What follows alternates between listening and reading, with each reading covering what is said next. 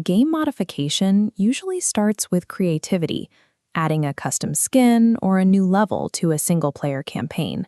But the same tools that allow for creative expression can also be used to gain an unfair advantage in a multiplayer environment.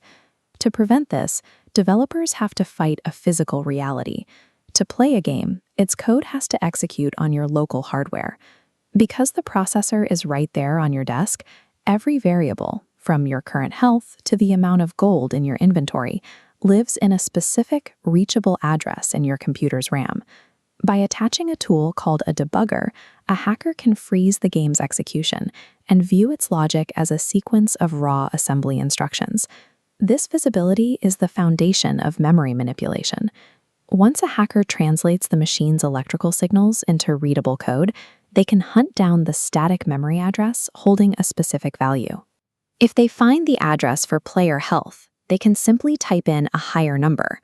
By rewriting these values in real time, the hacker shatters the game's internal logic. A single edit can bypass hours of gameplay, destroying the intended balance and economic progression of the experience. Manually editing a number is a temporary fix. To create a lasting advantage, hackers move from changing the data to changing the rules of the game itself. Every action, like spending currency, is driven by a specific assembly instruction, called an opcode. A hacker will monitor the game's memory while buying an item, watching for the exact opcode that triggers a resource deduction. Once that line of code is identified, the hacker can overwrite it with blank data or tell the CPU to skip it. The transaction completes, but the instruction to decrease the player's gold never executes. Gaining intensity. When hackers begin rewriting the core logic of an application, the game can no longer trust the environment it's running in. This forces developers to build active defenses, starting a cycle of escalation between those who secure the code and those who dismantle it. The first defensive response is the checksum.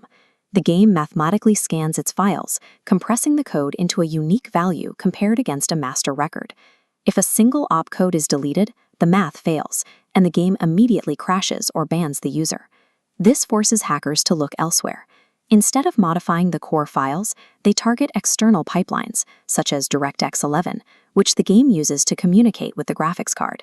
Hackers use DLL injection to force the game to load a rogue library.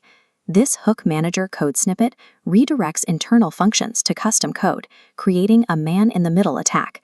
When the game asks for a checksum verification, this hook intercepts the request. The hook feeds the game a fake, clean checksum. While the game believes its code is untouched, the injected DLL is free to extract 3D models or change data right under the application's nose. Because basic scans are blinded by these external hooks, developers realized they had to move beyond simple file checks and fundamentally change the code structure.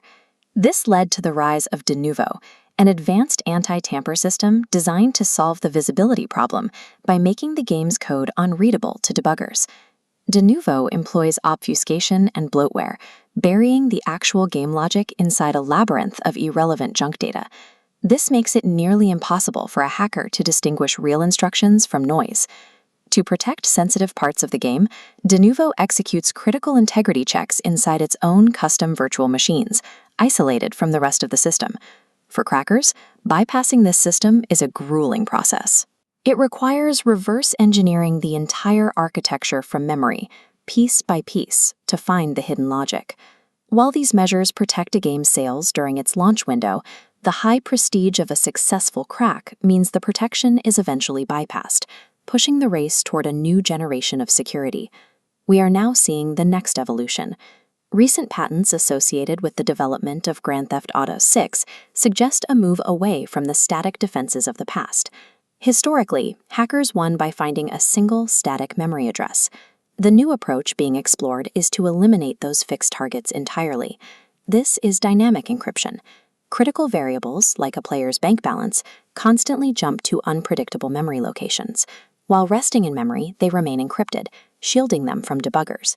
When updated, the data decrypts momentarily, changes, re-encrypts, and immediately moves again. This booby-trapped architecture is specifically designed to neutralize the API hooks and memory manipulations that have been standard for decades. This shift toward moving targets represents a sophisticated attempt to reclaim control of the local hardware. But as long as the game must eventually execute on a machine you own, the search for a new vulnerability will continue. The race doesn't end, it simply moves to a deeper layer of the machine.